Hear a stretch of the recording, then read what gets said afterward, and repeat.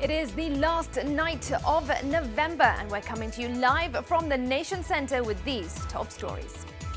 Tonight, 38 suspects, 52 counts and 160 million shillings. The fresh charges facing NYS 2 suspects. And Twalib Abdullah Mbarak joins the ranks of intelligence officers taking up top positions in President Kenyatta's government. Plus, ningetaka jamii accept hawa watu venye wana accept hizi conditions zingine. The story of Mary Wanderi, who casts a light upon the lives of women scarred by HIV. Also tonight, Your Excellency, the President of the Republic of Kenya, Uhuru Kenyatta. Governor 047 fools them all again. It's Kenyatta, not Kenyatta. And the politics of Uhuru Handyman. I think nitakuwa mtu wa mkono wa Uhuru kuanzia sasa. Deputy President ndio mtu ya mkono ya rais. It's Bullseye Friday.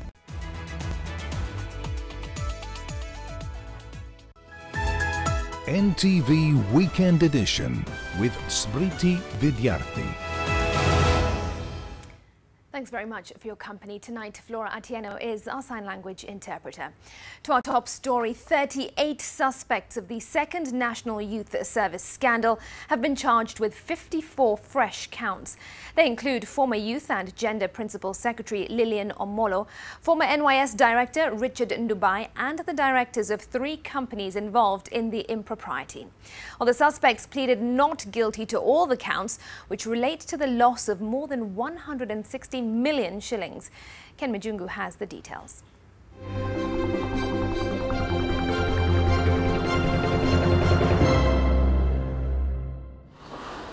The suspects were back in court, only this time to take fresh plea. The charges include conspiracy to commit economic crime, abuse of office, willful failure to comply with applicable procedure relating to the management of public funds, fraudulent acquisition of public property, neglect of official duty, making a document without authority, uttering a false document, false accounting by a public officer, forgery and breach of trust.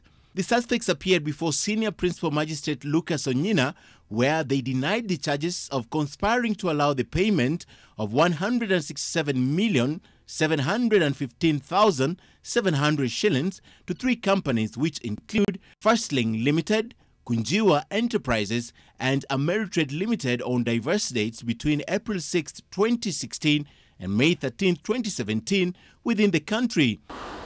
Former Youth and Gender Principal Secretary Lillian Omolo alone faces at least 6 counts of abuse of office and willful failure to comply with procedures relating to management of public funds, while the directors of Firstling Limited, Ameritrade Limited and Kunjiwa are accused of fraudulent acquisition of public funds.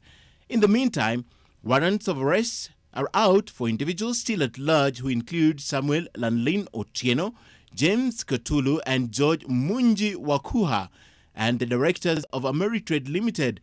The court also directed that the defense be supplied with witness statements and documents it intends to rely on during the trial. A mention before the pre-trial has been fixed for the 1st of February next year. Ken Mijungu, NTV. 3 Chinese nationals who are also senior employees of the China Road and Bridge Corporation that operates the standard gauge railway have been denied bond. The 3 were arrested last week for their involvement in the alleged multi-million shilling Madaraka Express ticketing fraud and are accused of attempting to interfere with ongoing investigations. Li Zhen, Li Ziwao and Sun Zin are said to have attempted to offer detectives a 900,000 shilling bribe at the SGR Mombasa terminus last Thursday, but they turned it down. They were arrested on Saturday and have been in custody since. Now, the court ruled that they be remanded at the Shimolatewa Maximum Prison until the 10th of December when the case comes up for a mention. An SGR ticket booking clerk was also charged with stealing and forgery.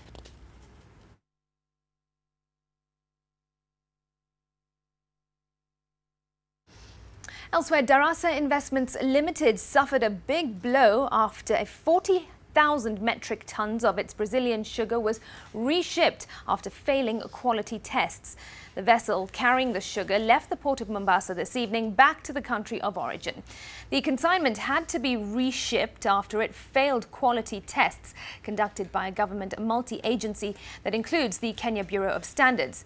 The sugar that was at the centre of a tax dispute with the KRA was said to be way past its shelf life. Well, KRA had reached an out-of-court settlement with Darasa Investments, but the release of the sugar was to be subject to further quality tests. The ship carrying the sugar, Iron Lady, came from the port of Dubai.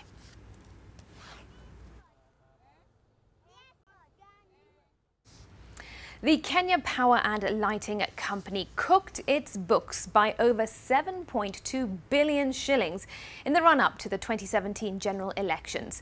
The power company is said to have misled its investors by publicly declaring more profits than it had made, even after it was advised against doing so by the Auditor General Edward Oko. NTV's Silas Apollo reports on the scandal, which once again puts to question the integrity of the power monopoly, which was previously in the headlines on accusations of inflating consumer bills. Barely a month after the top management of the Kenya Power and Lighting Company were charged with corruption-related crimes, the power distributor is in the news yet again. The company is said to have misreported profits made in the year ending June 2017, a crime that now risks putting it at its investors' crosshairs. Kenya Power is said to have made a profit of 366.6 million shillings before tax, according to the Auditor General Edward Ouko, but reported 7.6 billion shillings. This means that the company increased its profit by over 7.2 billion shillings. The mistakes are contained in the company's new released financial statements for the year ending June 2018. Consequently, the company's pre-tax profit as at June 2018 should have been 6 billion shillings, but it reported 3 billion shillings. The anomalies means that Kenya Power went against the international accounting standards to incorrectly record sales, receivables, liabilities and profits. The company also failed to disclose its financial distress after it breached terms attached to 59.9 billion shillings worth of commercial loans. Had it complied, the loan should have been reclassified from long-term to short-term. Kenya Power also included some cost as revenue, such as that of unbilled fuel cost, aiding to the manipulation of its books to hide some of the losses it had made. The revelations follows complaints lodged by consumers who have accused the company of inflating bills, a battle that saw it sued in court for compensation. The report says that Kenya Power is also said to have suspended the collection of fuel charge on electricity bills, leading to a pile-up of uncollected cash. This forced the company to rev up its collection on the levy, causing a consumer uproar.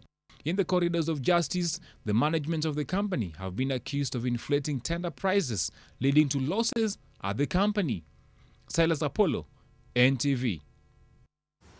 Still on corruption, the transfer of Miwani Sugar Company land worth over 2.3 billion shillings was done illegally. A former Ethics and Anti-Corruption Commission officer revealed to the court how Crossley Holdings Limited, Kibos Sugar Company chairman Sukhvinder Singh Chate and a former magistrate were linked to the multi-billion shilling fraud as the hearing came to an end. Stanley Muriti, a former Ethics and Anti-Corruption Commission officer, took to the witness stand to testify as a state witness against 8 suspects charged with conspiracy to defraud Miwani Sugar Company of its multi-billion shillings property.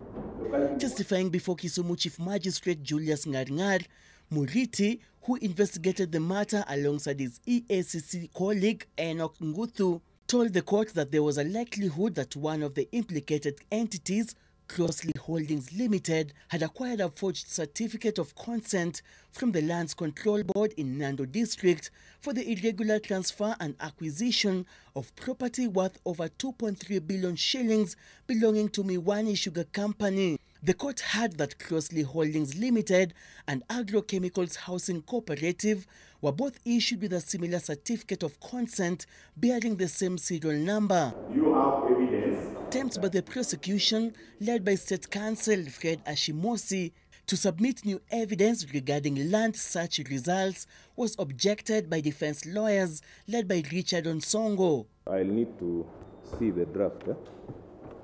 So it means we'll have to mention it in January when we resume.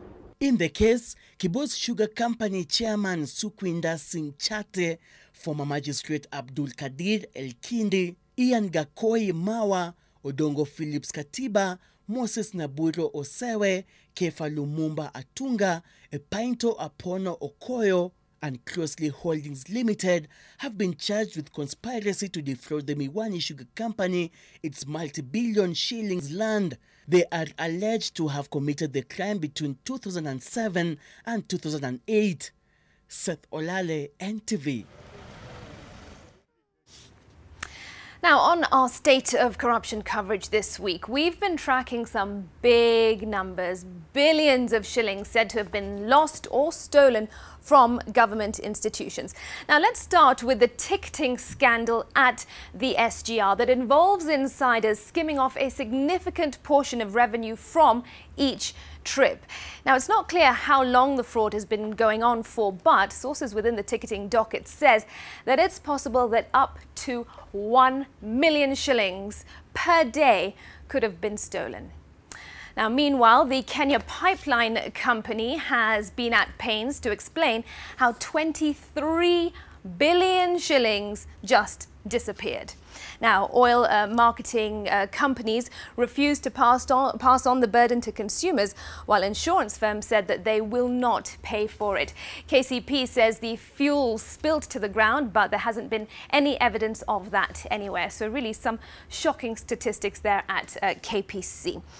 All right, now according to investigators, there are as many as 10 scandals at the NHIF, and they represent what's being described as the most noxious corruption that has led to the loss of billions of shillings. Let's look at those we've reported on. Here you have it on your screen. 93 million shillings, Karen Land.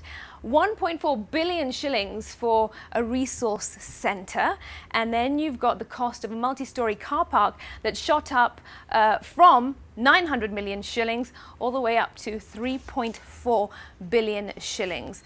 So how do you explain that? Well, it hasn't been explained. Also this week, senators shot down a report by the Senate's Public Accounts and Investments Committee that recommended the prosecution of Interior Cabinet Secretary Fred Matiang'i and Education PS Belio Kipsang for irregularly awarding a payment of 1.5 billion shillings to a businessman as compensation for a land in Ruaraka that turns out was actually public land. Now, senators kept away from the House during a vote on that report. So there you have the state of corruption that we have been covering right here at NTV. Really big numbers and shocking statistics, and we'll continue to keep an eye on such developments.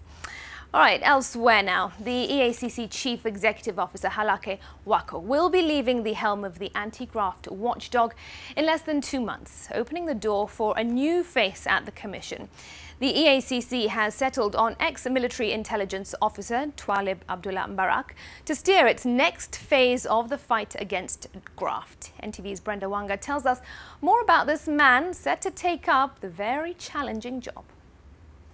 6 years after the Kenya Anti-Corruption Commission gave way to the Ethics and Anti-Corruption Commission, and changes are ringing in at the anti-graft watchdog. The end of the non-renewable 6-year tenure of the outgoing CEO, Halake Wako, ushers in the entry of a man who, until the EACC's announcement last evening, was not on the public radar. Twalib Abdullah Mbarak is a man of the moment. He was among 71 people who answered to that call to step into the office of the CEO of the EACC. He made the first cut that reduced that list to just 14, and when the interviews conducted between the 27th and 29th of this month were concluded, Twahib had emerged as the top candidate. But who is this man set to lead the anti-graft war for the next 6 years? If confirmed by Parliament, he will be returning to Integrity Centre after 8 years. He joined the then KACC in 2006, where he served until 2010. From Integrity, his next stop until this appointment was as the Security and Integrity Manager for KenGen. Way before his engagement with the corporate scene, Twalib had served in the Kenyan military from 1984 to 1999, first getting into the service as an infantry officer and then training in intelligence in Kenya, South Africa, Germany and Britain, and rising through the ranks of the military in Kenya as an intelligence officer. He served in this capacity until his retirement as a major. His continued work in the intelligence community has seen him get certified as a security management professional from the prestigious International Security Management Institute in the United Kingdom. Twalib now awaits that all-important day to the National Assembly where he will be vetted and possibly cleared to take the lead in the renewed fight against graft. If he does get that nod, he will have the heavy task of turning around the fortunes of the anti-graft watchdog, long perceived to have a rather lackluster record in managing both the public expectations of its fight against graft as well as the recovery of looted public property. Brenda Wanga, NTV.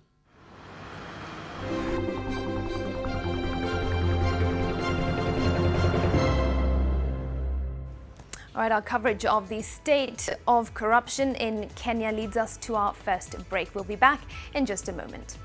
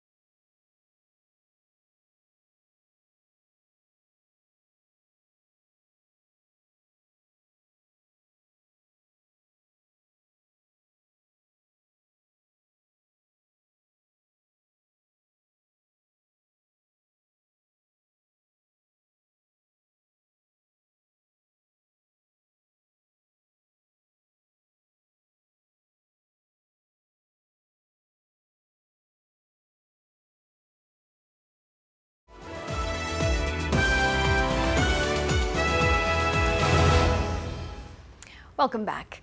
Opinion is split over plans by the Nairobi County government to kick out matatus from the Central Business District. Now, NTV's Mel Miendo sampled views from matatu operators and also commuters on the ban that's aimed at decongesting the city. The 3rd of December could as well be another shutdown Monday that many city residents say they are ill prepared for. Matatus will no longer have access to the capital's Central Business District.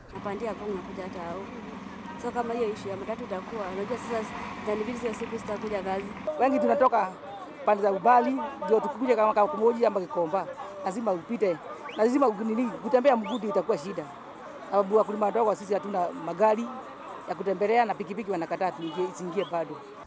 City Hall is sticking to its guns. Plans to decongest the capital will be enforced starting Monday.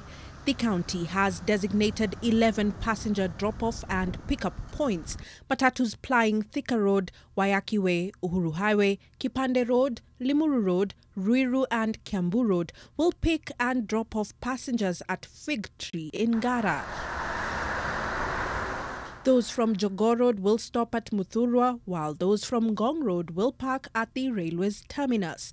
Matatus from Mombasa Road and Langata Road will pick and drop off passengers at the Hakati terminus. Nairobi hakuna mahali ya kuweka magari. Kule tunaweka moja inabeba, ingine inakuja inabeba. Afanye hivyo kuliko kutuambia tutoke Nairobi. Wanaweza tengenezea stage yetu kutoka Museum Wiru kwenda mpaka saidi za Kikomba. It is also a mixed bag for those with businesses in the CBD. Kama kwa hii stage, watu washukishwe Ngara.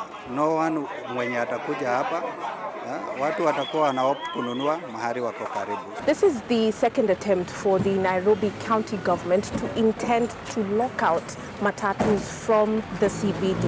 Now, if this is actualized and there's no other alternative means for people to get into the CBD, then this will quite literally become a walking nation. Mel Miendo, NTV. All right, well, let's see how that plays out come Monday morning. Now to the coast, where commuters in Mombasa using public service vehicles have raised concerns over hiked bus fares in the region. The commuters accuse PSV operators of taking advantage of the ongoing crackdown.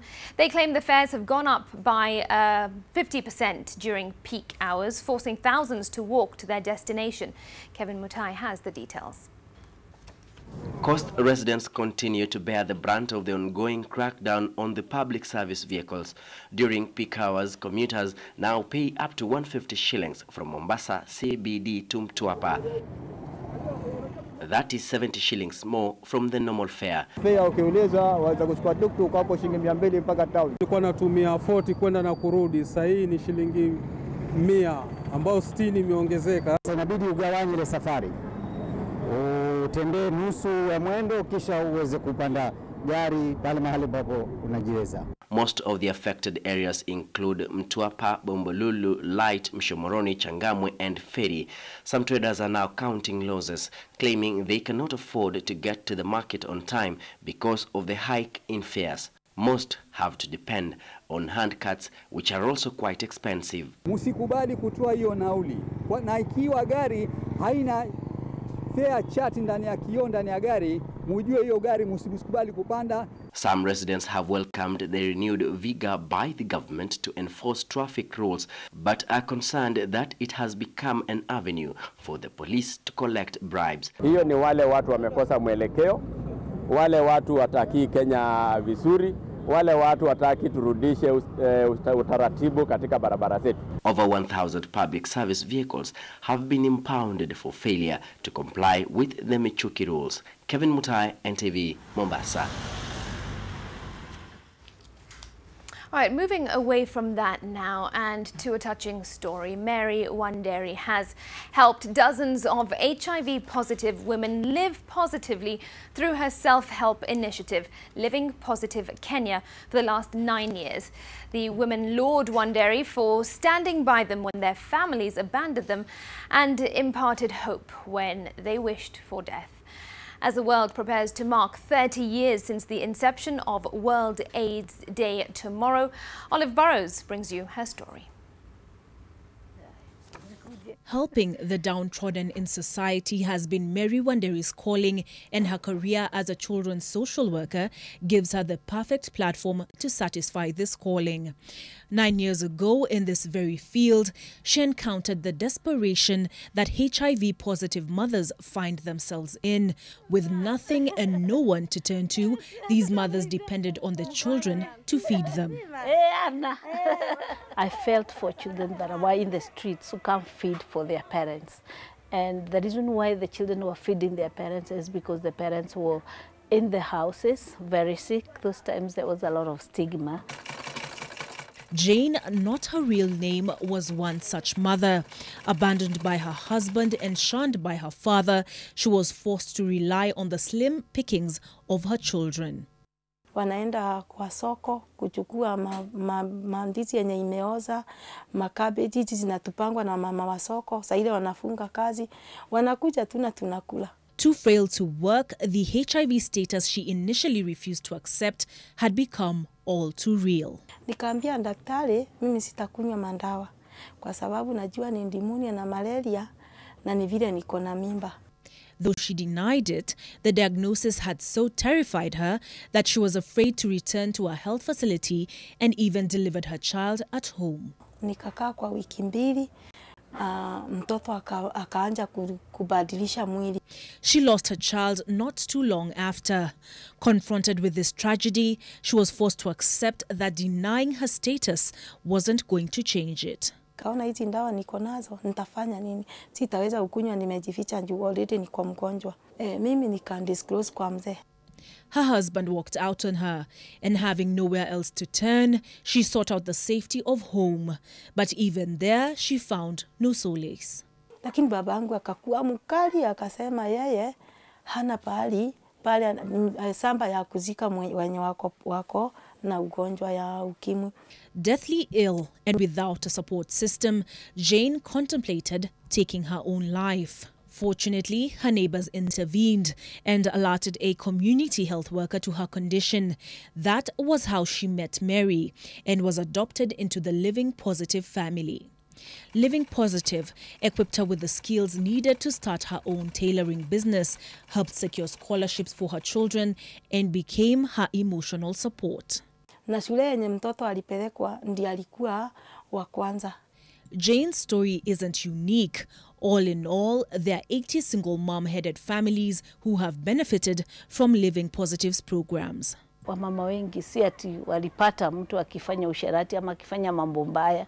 So ningetaka jamii accept hawa watu venye wana accept hizi conditions zingine, venye wana accept diabetes.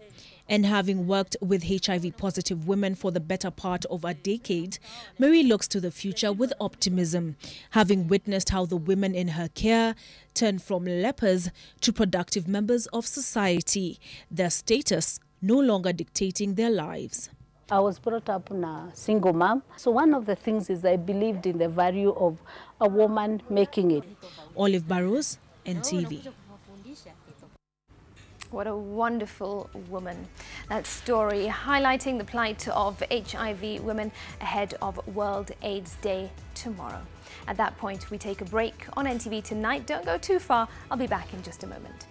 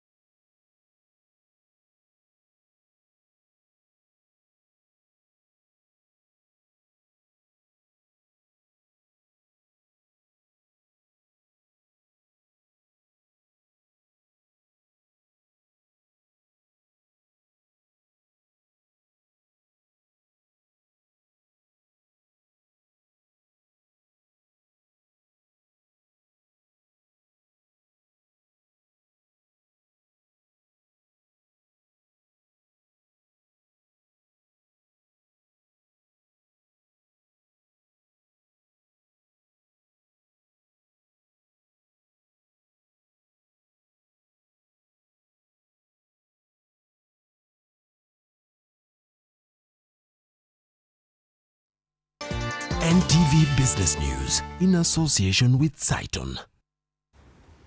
And welcome to the business news. Investors at the Nairobi Securities Exchange will now be able to trade in shares of Rwanda's Bank of Kigali following its cross-listing this morning.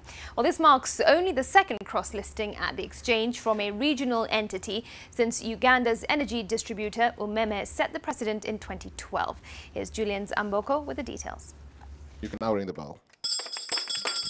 The cross-listing is part of Bank of Kigali's capital-raising efforts, coming in quick succession to a rights issue through which the bank mobilized 7 billion shillings. We took this opportunity to cross-list on the Nairobi Securities Exchange because we wanted to to offer more liquidity to our existing shareholders, but also offer exposure to the Rwandan market to potential new shareholders, and we've managed to do that with this transaction. We aspire to provide a multi-asset trading opportunity for various types of investors.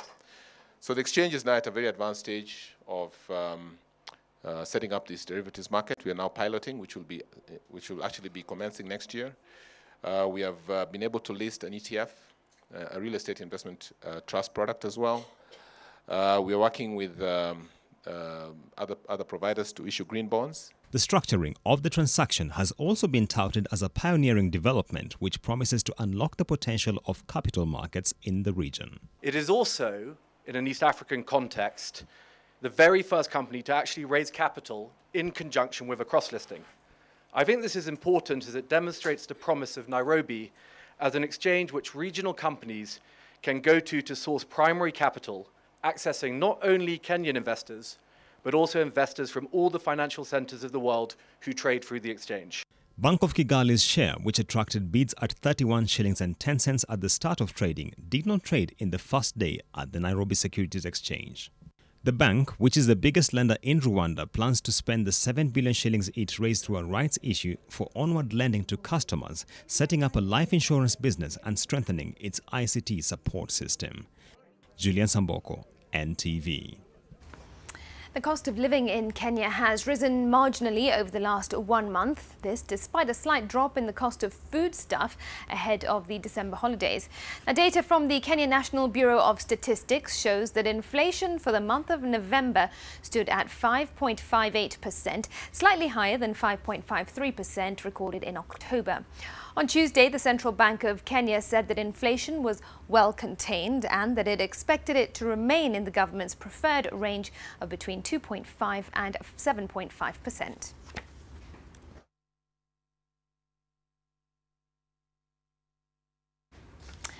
Now, Nakuru County has been challenged to make the town, which is destined for city status, a suitable haven for investment. This came up on the second day of the Nakuru Investment Conference, which ends on Saturday. Nakuru has a lot to benefit from its strategic location at the heart of the Rift Valley, neighbouring counties that connect the central and western regions of the country. The national government plans to develop a textile city in Naivasha under the Big Four agenda in the hope of creating jobs and boosting the county's manufacturing sector. The town's success in harnessing its potential as a city will depend to a large extent on how it brands itself and how easy it makes it to do business there. We'll be seeking partnership with the national government to declare these special economic zones so that the benefits accruing from the special economic zones can be passed to the investors and that we can be able to attract many more so that we can address the issue of unemployment in this country. Nakuru County touches on 8 counties. I believe though you are belonging to one regional block of Mount Kenya, it is possible for Nakuru, given your centrality, to actually form a block by yourself with neighboring counties like Narok and Kajiado. Government will continue to support counties by promoting the development of small and medium-sized enterprises, expanding technical and vocational training, and ensuring shared prosperity. The establishment of an inland cargo depot in this county, just down the road in Naivasha, will transform Nakuru into the logistic hub of the Greater North Rift. Right, from that to our market wrap, and investors at the Nairobi Securities Exchange wound up this week's trading with a reason to smile following a 53 billion shilling gain in paper wealth compared to last week. Now, the 20-share index closed Friday's trade at 2,794 points, a gain of 1% from last week. During the week, investors, however, grappled with adverse announcements, with Housing Finance Corporation posting a net loss of 332 million shillings in the period ending September 30th, 2018. The mortgage lender also issued a profit warning, signalling expectation that net earnings for the period ending December 31st, 2018 could stand more than 25% lower than they did at a similar period last year. And the week also saw the National Bank report an 84% dip in net profit for 9 months to end of September 2018. And that's your business news. We're taking a short break.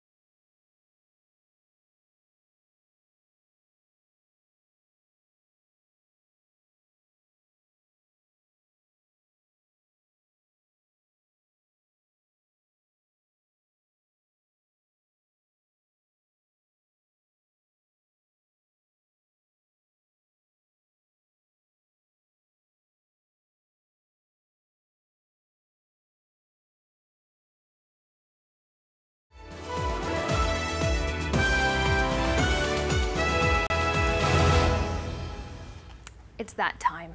Power is addictive, and as long as one is close to it, nothing else matters. It was another week of battles to be heard and seen. And now the phrase Mutu wa Mkono has become very political. It was all about impressing. And as Emmanuel Juma now reports on Bullseye, the Nairobi governor would rather do it the visitor's way. And he is rewriting the phrase, when you go to Rome, do as the Romans do.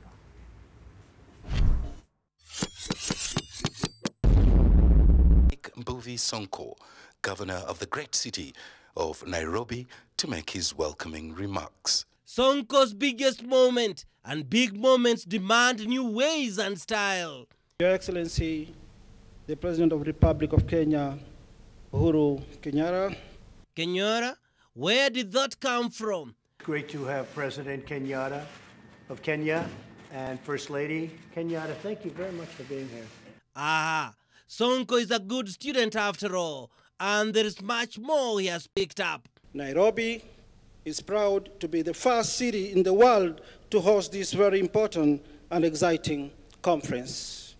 Another one from the city of Nairobi. But why not just Kenyatta, Bwana Sonko? Our guests now have already washarudi kwa nchi zao.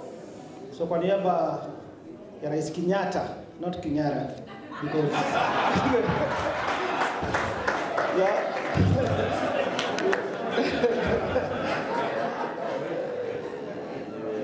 Because wageni wetu sasa wameenda.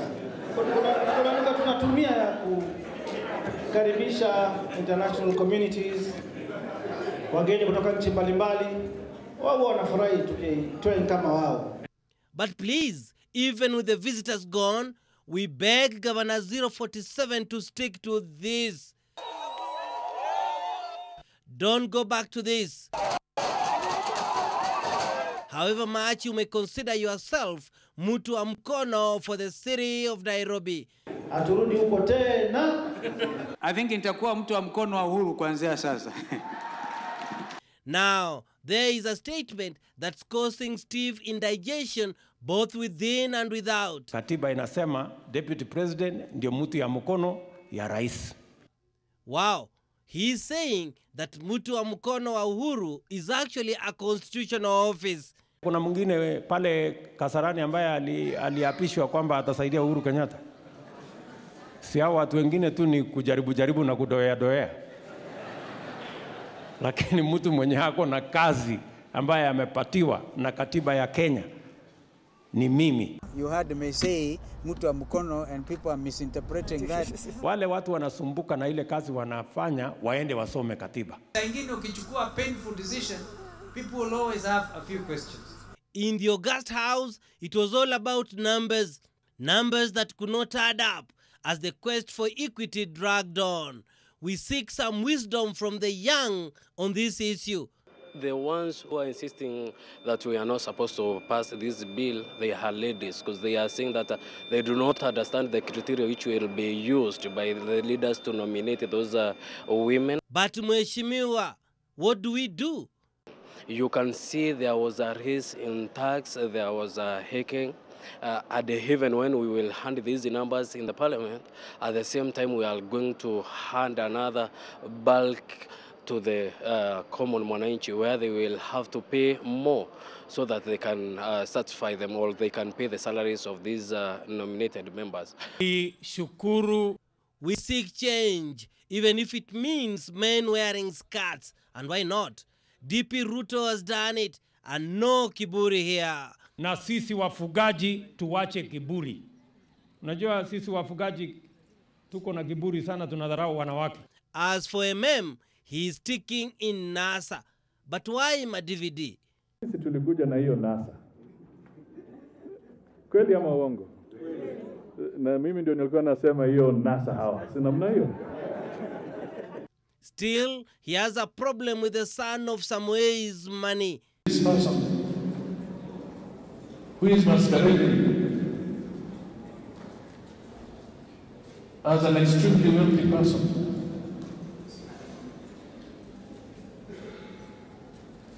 but his wealth is nothing but theft.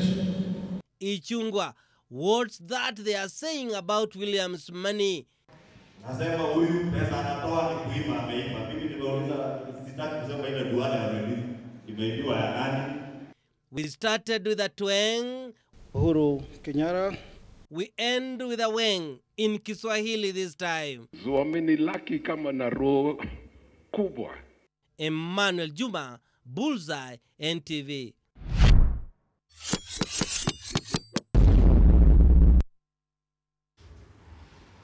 Emmanuel Juma does it for us every Friday night. At this point, we're taking a break. Watson Karuma is up next, driving the sports agenda.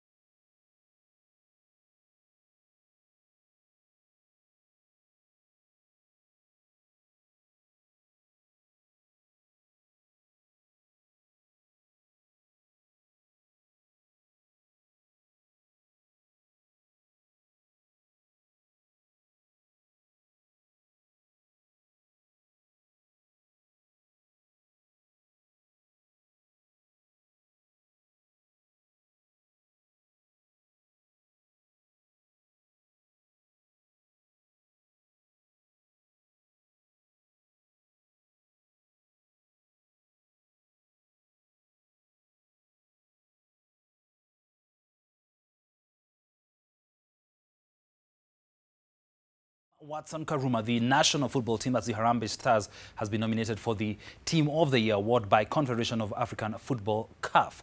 Harambee Stars, who are on the brink of qualifying for next year's Africa Cup of Nations, have been nominated in the category alongside Guinea-Bissau, Madagascar, Mauritania, Uganda and Zimbabwe. Sebastian Mignez charges top Group F on 7 points after 4 matches. 34 men players and 15 women players have been nominated for the Player of the Year award, with no Kenyan player making the provisional list.